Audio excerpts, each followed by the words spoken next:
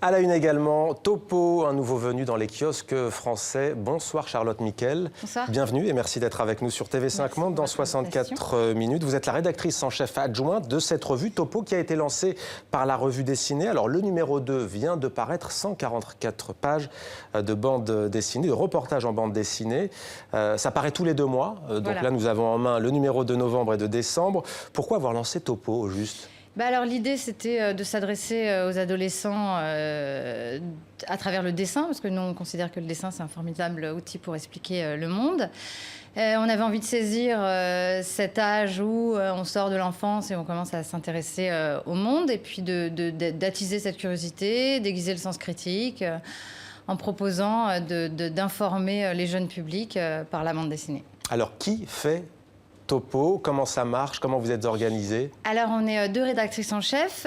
Donc, moi, je viens de l'édition de bande dessinée. Je suis éditrice de bande dessinée à la base. Et Laurence Freudet, avec qui je travaille, est journaliste. Et donc, la rédaction en chef est à l'image de ce qu'il y a à l'intérieur de Topo, c'est-à-dire le journalisme qui rencontre la bande dessinée. Donc, on fonctionne concrètement en binôme, un journaliste, un dessinateur? Exactement, oui, quasiment pour tous les sujets. Les chroniques peuvent être parfois laissées en solo à des dessinateurs, mais sinon, c'est des sujets qui sont écrits par des journalistes. Ça, c'était pour le sérieux des enquêtes, les informations chiffrées, fournies, conséquentes, et un dessinateur qui va mettre en œuvre sa sensibilité, son regard également critique. Alors, parmi les sujets abordés dans ce numéro, il y a l'élection présidentielle française qui approche, avec tous les coups qui sont permis dans les primaires, le Bangladesh aussi, le vrai prix de la mode pas chère, et puis Emma Bovary, la No Life. Comment choisissez-vous des sujets susceptibles d'intéresser les adolescents ? Bon, alors nous, on essaye de partir du principe qu'il n'y a pas des sujets... Enfin, nous, on n'a pas envie de traiter des sujets qui sont purement adolescents, hein, mais on fait en sorte que la porte d'entrée soit quelque chose qui soit susceptible de les intéresser. Bon, la primaire, on avait envie d'en parler parce que... Enfin, là, on a choisi de parler de la primaire des Républicains. Ouais. Parce qu'elle allait faire le devant de la scène, et il fallait expliquer à la fois pourquoi le paysage médiatique allait être occupé majoritairement par ça, et en même temps de tourner un peu le paysage politique en dérision. Il y a le traitement de l'information, ce qu'on appelle l'éditorial en matière de journalisme. Il y a aussi le ton. Prenons par exemple Emma Bovary, la No Life. Il y a l'art de parler, notamment de Gustave Flaubert, avec du sérieux mais aussi dérision. Oui, voilà. Alors, Gustave Flaubert, Emma Bovary, normalement, quand on est au lycée, on l'étudie. Nous, on avait envie de prendre volontairement un ton décalé par rapport à la manière dont on leur en parle. De traiter ça avec humour, même parfois des choses un peu coquines ou transgressives, et de présenter un axe qui n'était pas forcément celui étudié à l'école. Alors donc voilà les sujets traités. Chaque reportage est réalisé, on l'a dit, par un journaliste associé à un dessinateur. Il y a notamment l'Afrique du Sud, apartheid si loin, si proche.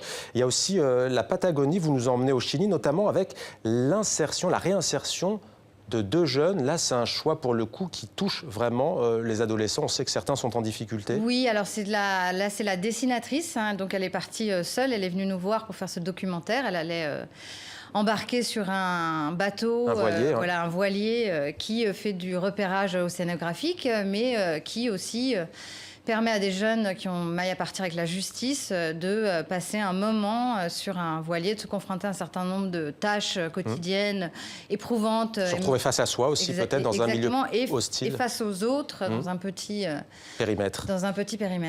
Comment ça se prépare? C'est un travail de longue haleine, hein, on imagine. Là, ça a duré combien de temps, ce reportage, par exemple? Elle est partie, je crois, 1 mois. Mais pour faire 25 pages de bande dessinée, il faut compter 4 mois environ, parce que nous, après, on est assez scrupuleux en matière d'information, de ton.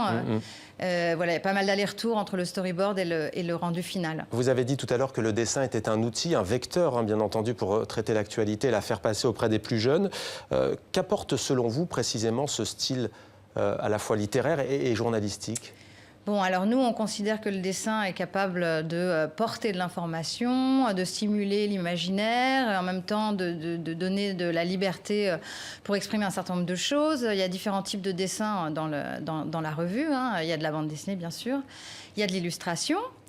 Il y a du dessin de presse. À la fin de chaque reportage, on propose 3 dessins de presse de registres différents sur le le reportage que les jeunes viennent de lire. Donc pour vraiment enseigner au dessin de presse, voilà, nous on considère que le dessin peut énormément de choses. Merci beaucoup d'être venu sur notre plateau.